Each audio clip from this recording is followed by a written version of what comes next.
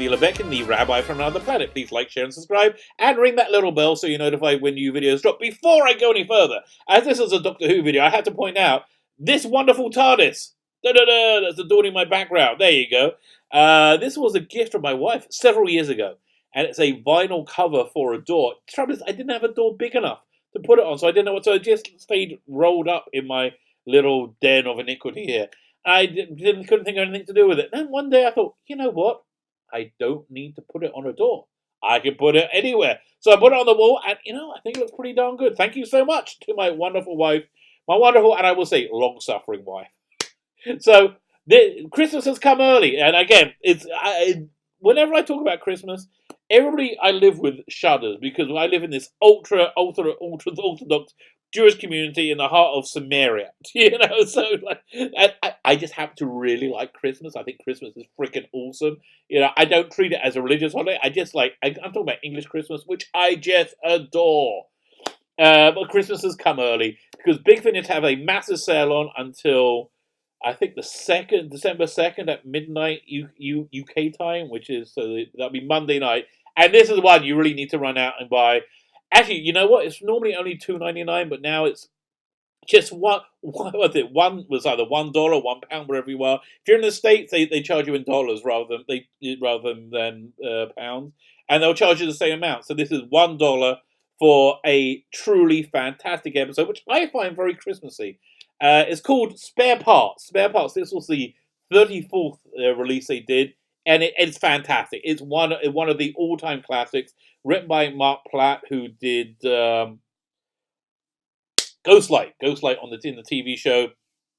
He more famously wrote Lungbarrow, that was supposed to collect up all the plot threads from the Seventh Doctor, Dark Doctor storyline and to explain where it was going, what the point was, and it really wrapped it all up really nicely. They finally did that as a novel. I think the Virgin Past Adventures, or what they call it, a former Doctor, the Virgin Range wrapped up. I think that was one of the last Seventh Doctor ones they did, and it's really good. But this is not about. This is a Cyberman story, and it is. Well, they had to give a credit to Mark Platt when I think they gave a credit to Mark Platt when they did that first Cyberman story in Series 2, the Russell T Davies Series 2, when they introduced the Cybermen, Skin of Steel, Age of Steel, but they're really nothing like each other. What I think this is much more an inspiration for is the Capaldi, the Capaldi final two-parter before the Christmas special. What the hell's that called again? Now I've got to look up an episode guide. Doctor Who episode guide. It's not Twice Upon a Time. That was a Christmas special. Whenever I have a Doctor Who episode guide, I always get the Jodie series come and go. Ugh. The Doctor Falls, is it the Doctor Falls? World Enough in Time and the Doctor Falls. So much more World Enough in Time, I think, is inspired by the story, because this is the first time you saw the original, or heard the original Cybermen from not Moonbase, 10th Planet, from 10th Planet, and they've always, up until then, they've always been considered really, really crap. And after this story, this rehabilitated them into a really genuinely horrifying body horror, which I think that's what they replicated in that Capaldi story, World Enough in Time. When you saw the Cybermen developing and they're got their heads wrapped in bandages. I have to say, as an aside, it's a real tragedy that a lot of people dipped out of Capaldi. Because look, I'm in the middle of doing a retrospective of Capaldi.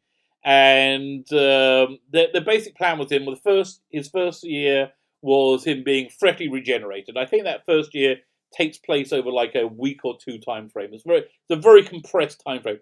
The second season is when he's much more established as a Doctor, much more older as a Doctor. And for me, I think he really came alive when he appeared on the tank with the electric guitar and his sonic sunglasses. Which I know a lot of people hate. I love that.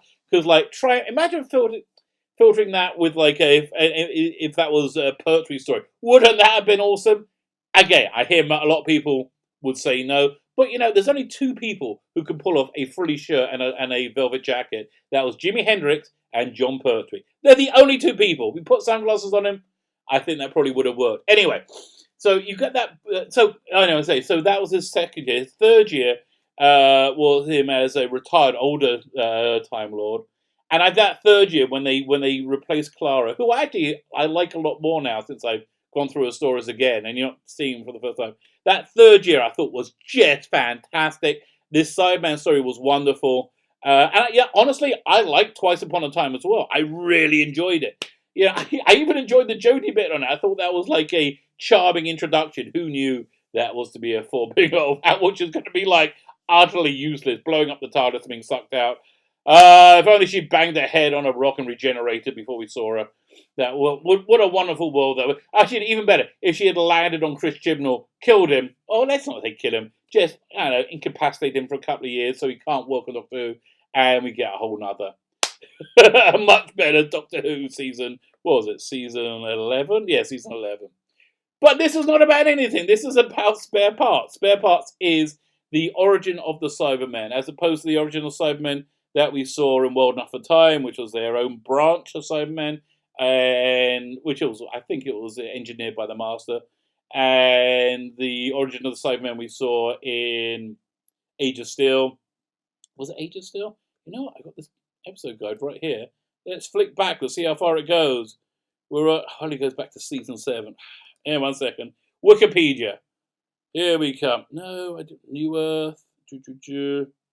Age of Steel. Rise of the Cybermen. Age of Steel. Blimey, I got it right. Who'd have thought that?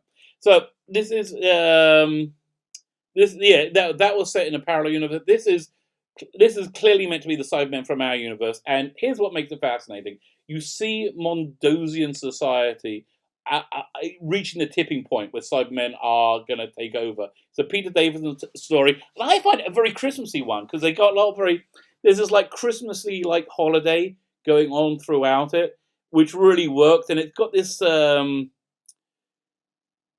War II, maybe slight post World War II like feel. No, I think World War II feel Britain under the Blitz type of feel going through it.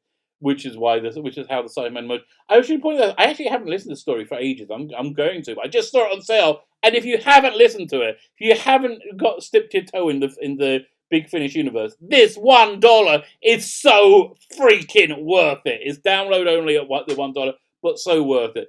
So it's a 4-part story. It's Peter Davison and I think Nyssa is in it.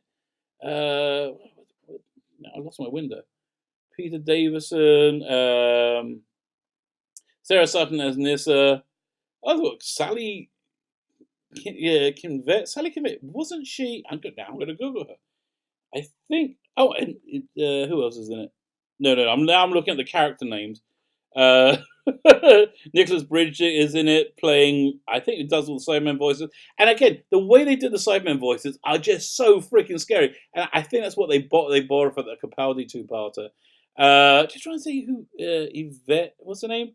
Sally Kinvet. So going through the people in here, so I can. I'm thinking, did she used to be the presenter of a late 80s Saturday morning TV show called Number 73? And it is her, isn't it? No, Sally Kinvet. They just look like her. She's a woman from Blake 7. She is Jenna, I think. She played Jenna in Blake 7. It's okay, fine.